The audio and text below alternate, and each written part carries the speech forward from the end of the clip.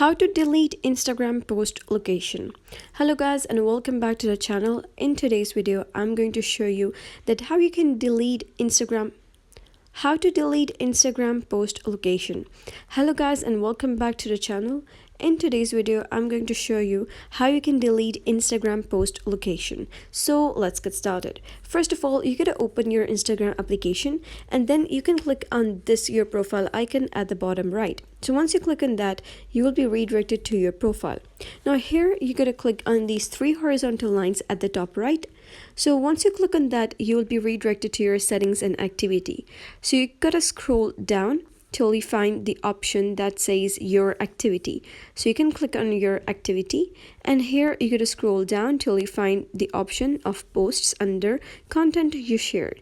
So you can click on posts and then you will be redirected to your posts. Here you gotta click on the option that says includes location.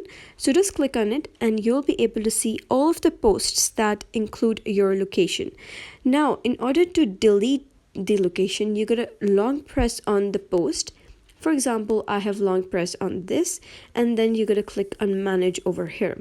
So just click on manage and there will be a couple of options. You can either delete the post, you can either archive it, or you can remove the location.